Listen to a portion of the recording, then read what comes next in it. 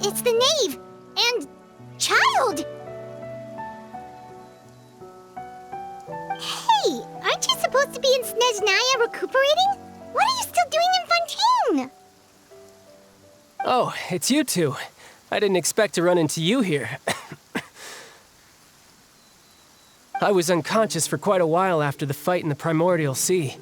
After I woke up, I realized I was being taken back to Snezhnaya, and well, I couldn't have that now, could I? Not when I've still got unfinished business here in Fontaine. So, I mustered up all my strength and made the journey back on my own. What sort of unfinished business are we talking here? It has to do with Skirk, my master. I really wanted to meet up with her, but by the time I got back, she had already left. I still have so many questions for her. Without any other leads, all I could do was ask the Knave to help me track her down. She must have left behind some traces from her time in Fontaine. Oh, okay, so have you found any clues? Unfortunately, no. While the House of the Hearth is adept at collecting all manner of intelligence, certain existences can still manage to escape our purview. Basically, unless Master feels there's a need to meet with me, she's not going to be found. But that problem has an easy fix. I just need to become stronger, and then... Paimon thinks you should focus on getting better first. The worst of it is over. It's all thanks to that one kid from the House of the Hearth. Elwar, I think her name was. She gave me a bunch of random potions to drink. They didn't go down easy, let me tell you. Pain and chills all over. But they really did help speed up my recovery. And that's good, because it looks like I really do have to head back this time. The old man's been putting the pressure on me. He sent someone to tell me I'm needed for some sort of project. Project Stuja? Yeah, that's the one. I heard Regrator's involved too. I'm not looking forward to having to listen to all his monologuing, that's for sure. Hey, maybe you could think of a way for me to stay in Fontaine for a little longer. Helping Linny and the others brush up on their fighting skills would be far more interesting. If you and I could spar, that would be even better. I've been waiting for a chance to see you go all out. And what a sweet little daydream that is. But I also have a role to play in all this. I'll be leaving Fontaine shortly as well. Besides, considering how little they see fit to step outside the homeland, being called on to return to Snezhnaya by such illustrious dignitaries, what a great honor. Wouldn't you agree? One I could do without, I'd say. Is it just Paimon? Or does it kind of seem like they're... So, dear guests of the House of the Hearth, to what do I owe the visit? we just... Right! We're super close to Linny and the others, but we still don't know much about you! Is that so? Introductions have already been made, have they not? Oh, well, you see? There's only so much you can learn about someone from a short introduction. At least tell us something a little extra, like... Why do you call yourself father? Good question. I'd also like to know. The fact that you have to ask tells me our intelligence work has been quite successful. Telling you the answer to that question would only serve to undermine that success. And we can't have that, now can we? Spoken like a true diplomat. That was some expert sidestepping right there. Well, if there's nothing else, I think I'll take my leave. I still have a small matter to resolve at home. Wait, don't go!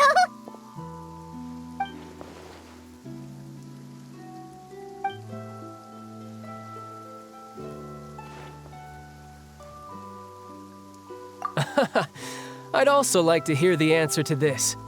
I've met some of the members of your organization, and they all seemed like really good kids. They actually reminded me of Tonya and Tusser. Which, by the way, if you ever betray them, I'm just letting you know. I won't let you off easy.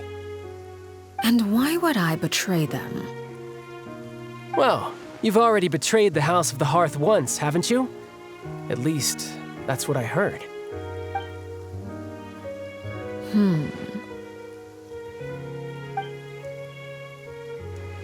Okay, I admit. That's just what the old man told me. The rooster, I mean.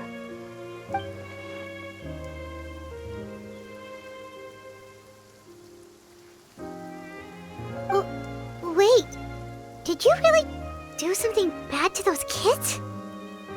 Never mind what I've done. I'm more curious as to what the mighty rooster had to say. Care to enlighten me? Well, nothing much. Just some stuff about you taking out many other members of the House of the Hearth, and even going so far to attack your own family. I see. Oh, based on your reaction, I'm guessing it's all a bunch of lies. Hardly.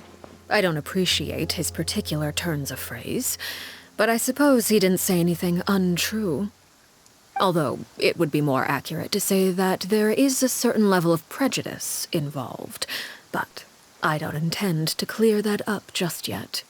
Prejudice has a funny way of concealing the real truth behind certain things, an attribute that I find to be quite advantageous. Call yourself a Fontanian, for example, and people will assume all sorts of things, when the real truth is that this is simply the land where I was raised. Huh? You're not actually from Fontaine?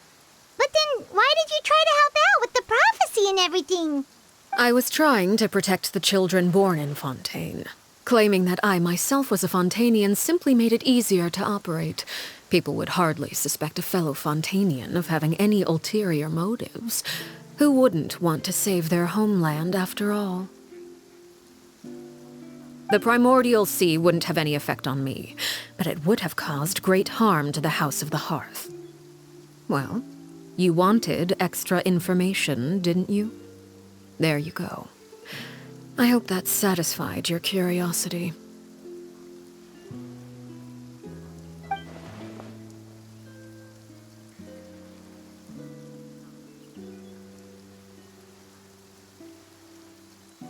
So, you stayed in Fontaine for the kids.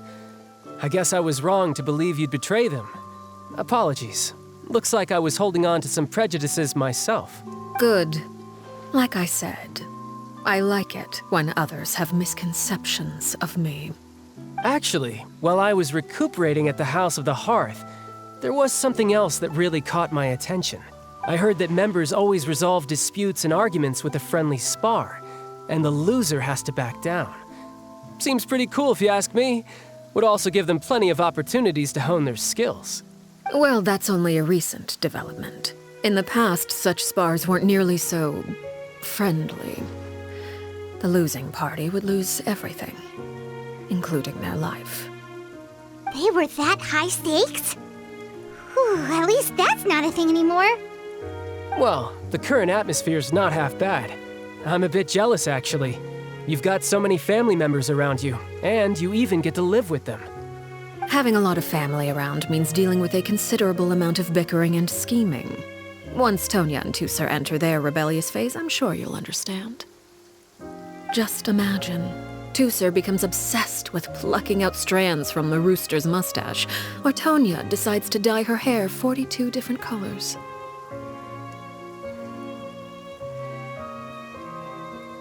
Okay. I get the picture.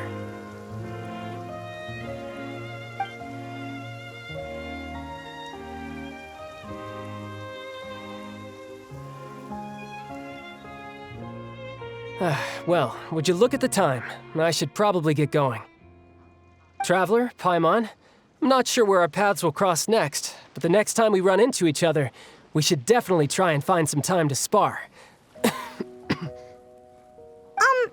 Again, maybe this is a conversation we can have when you look less like you're gonna keel over. All right. Well, thanks for everything, Arlecchino. No thanks necessary. You also played a part in obtaining the Gnosis. I would say we can call ourselves even.